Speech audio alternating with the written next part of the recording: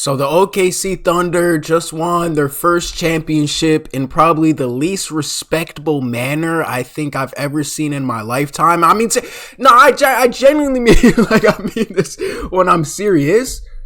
Could you imagine, just everybody close their eyes and let's go into a dream world. Can we explore this dream world for a second?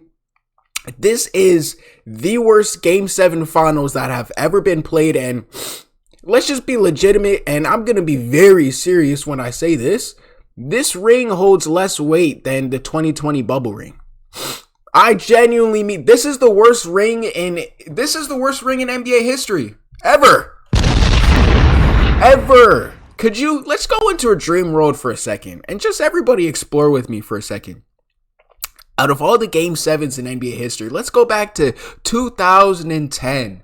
Oh my gosh, can you just, we're in Staples Center, we're in LA, Boston versus Lakers, Kobe's on the court, this is the greatest Game 7 NBA finals in history. Well, actually, besides Cleveland, but it's up there. Could you imagine if the Boston Celtics beat the Lakers without Kobe? Genuinely, I want you to imagine this. Let's go into this dream world. Staples Center, LA, trophy in the middle of the court, Game 7, all on the table, and Kobe Bryant gets injured in the first quarter. After he's going off. Could you imagine?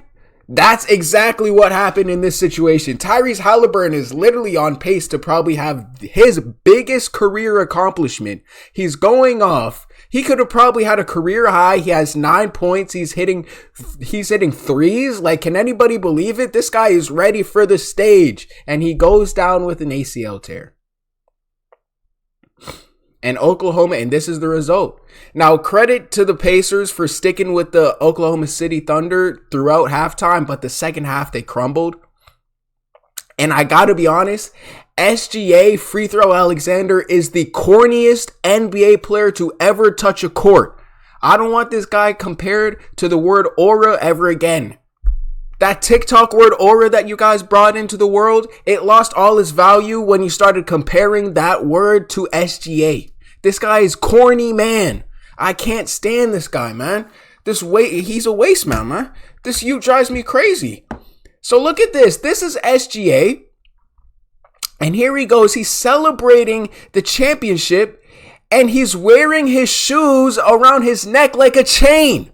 This is the corniest. If Jason Tatum did this, he would be crucified for 15 years. Everybody, no matter what Jason Tatum could do, they would bring up this photo. This guy is wearing his own shoes around his neck. Straight post-game interview. This guy had this prepared. I want you guys to understand how corny this guy is, because I'm going to go in on him, huh? I'm really like, I can't, this guy, he's a waste man. This guy moves crazy, bro. He moves Swayze. Look at him. This guy had it planned that he's going to wear his golden shoes, his SGA ones that are ugly. They're horrible. They have bad design. He created it. So it just goes against his whole brand. You're not creative at all if you came up with that.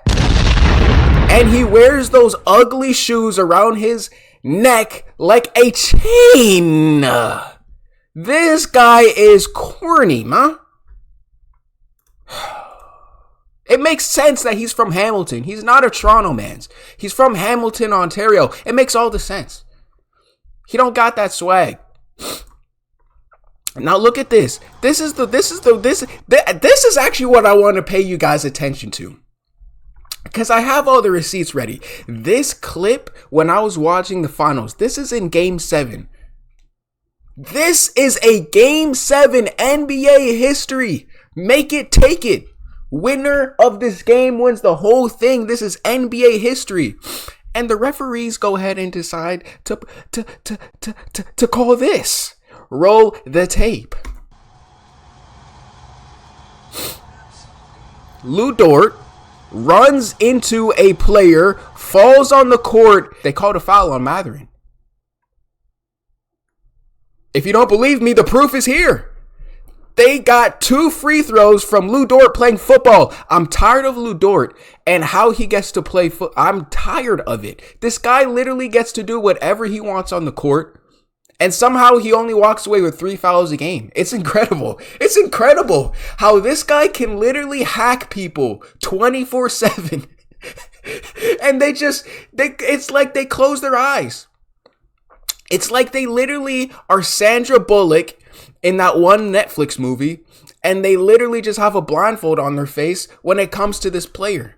Lu Dort is literally able to sack people. He's able to become Lawrence Taylor on the basketball court. He's able to become Micah Parsons.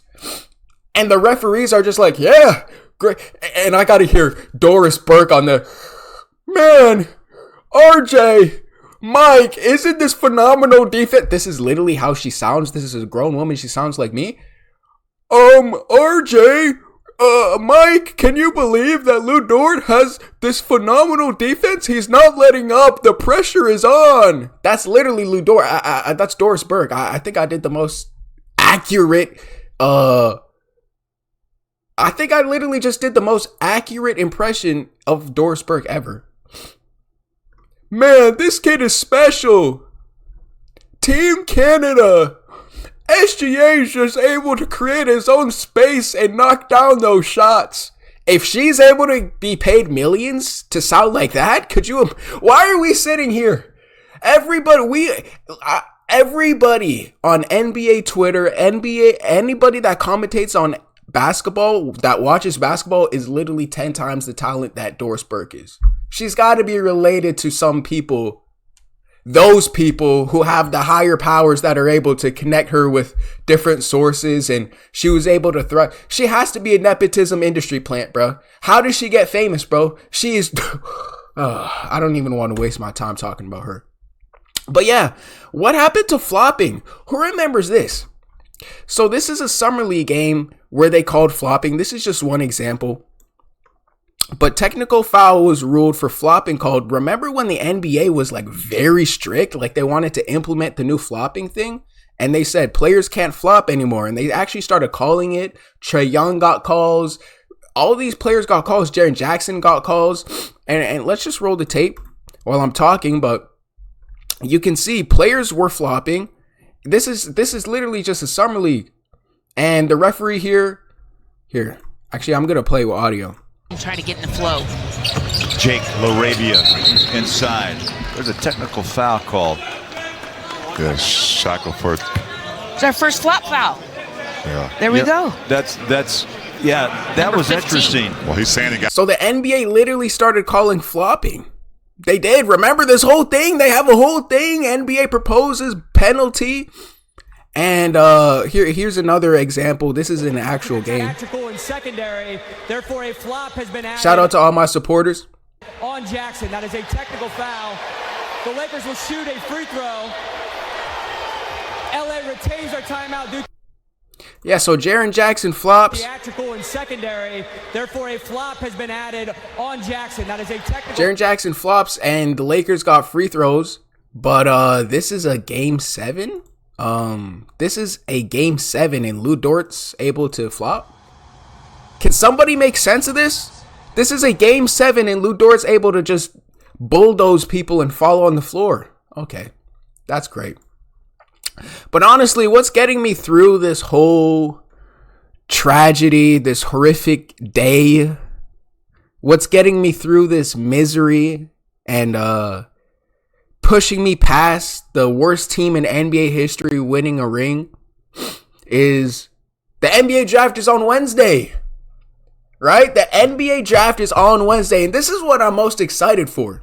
Now, as you can see what's on my screen right now, this is a draft picture, so it's not like the official draft, what's going to happen, but this is just like a mock draft. You guys get it, and why is VJ Edge come higher than Ace Bailey? But this is just a mock draft, but I just wanted to use it as a reference to what's going to happen. I'm super excited for the NBA draft. I don't have to focus on the stupid Thunder, and it makes me double happy now that I'm thinking about it, is that the Thunder have no chance next year. The Thunder have no chance next year. Oh my gosh, it makes me so happy that oh, I can't even say that joke. But Free Throw Alexander, I'll call him. That Free Throw Alexander and Chet Holmgren and J-Dub, that ugly ET Martian J-Dub, is not going to win any more championships. They're not going to win anymore. The free throws are, it makes me so happy that that's going to be that's going to be his highest moment. Free Throw Alexander, that's going to be your highest moment in life. Enjoy it. You had to beat an injured Pacers team for a championship. Congrats, bro. Congrats. Literally any other player would have been able to do what you just did. Your ring doesn't hold that weight, bro. And you know what's crazy? We used to have players like Scottie Pippen winning championships. Ron Artest, Paul Pierce, Kevin Garnett. We used to have players like Dirk and Jason Kidd winning championships. And now we have J-Dub and Chet Holmgren. Wow. What a step backwards, just in the complete wrong direction. We used to have, it used to be prideful. Like, players that you used to respect won championships, no matter if you didn't like their game or what. But now you have iPad kids who do zesty TikToks on the internet winning championships. It just devalues the whole thing. Adam Silver, you rigged the league. We know that you rigged the league, Silver. We know that you rigged the league. You couldn't rig it one time just for the Thunder to lose. We don't like them. Nobody likes them. Nobody likes the iPad kids. Take a look around. Take a gander around. Ask people. Take inquisitions. Listen. Nobody likes that team. Nobody likes them. Nobody likes the light-skinned guy who looks Asian and he's SGA's boyfriend. Nobody likes him.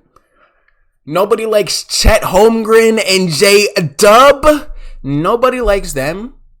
I think the only likable... Do people even like Hardenstein or Caruso? Like, they just...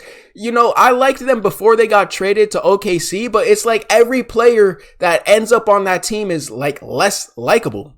All right? But nobody cares about that ring anyway. It's a fake fluke ring. That's how I feel about it. But yeah, honestly, if you guys want anything else, just let me know. Look, even his teammate is like, what is this guy doing? He's like, damn, this is my teammate? Damn, this really my teammate? Shit, Holmes. I don't know why I had that accent, but yeah, he's like, damn, my teammate is corny. Ole. Shout out to the wifey, though. That's got to be a good feel-good moment.